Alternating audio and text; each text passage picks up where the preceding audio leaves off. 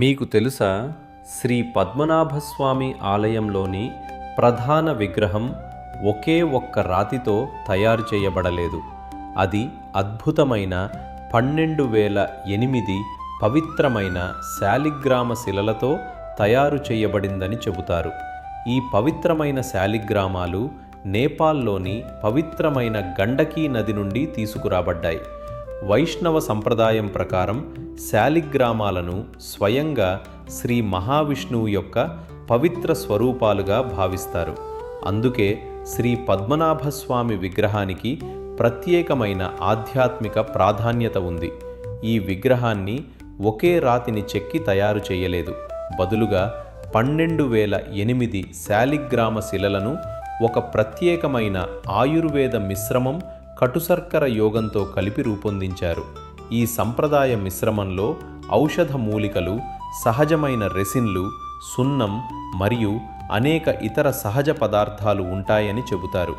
ఈ ప్రత్యేకమైన నిర్మాణం కారణంగా ఈ విగ్రహాన్ని సాధారణ రాతి విగ్రహాల మాదిరిగా కాకుండా ప్రత్యేక పద్ధతిలో సంరక్షిస్తారు.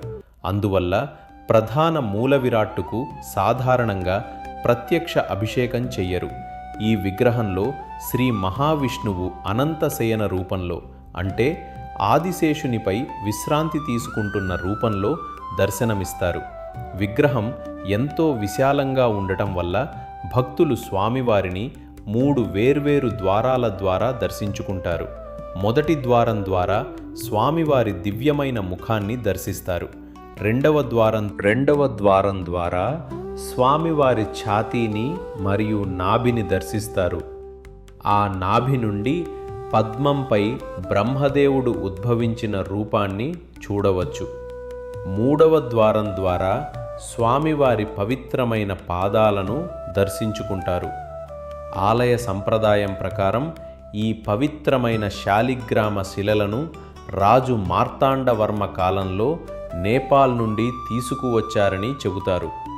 నేటికి శ్రీ పద్మనాభస్వామి విగ్రహం భక్తి, విశ్వాసం మరియు అద్భుతమైన ప్రాచీన శిల్పకళకు ఒక గొప్ప చిహ్నంగా నిలిచింది.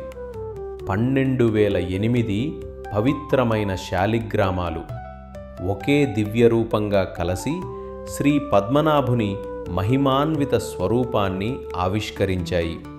ఇది శ్రీ మహావిష్ణువు యొక్క శాశ్వతమైన దివ్య సన్నిధిని గుర్తుచేసే ఒక అద్భుతమైన ఆధ్యాత్మిక వారసత్వం.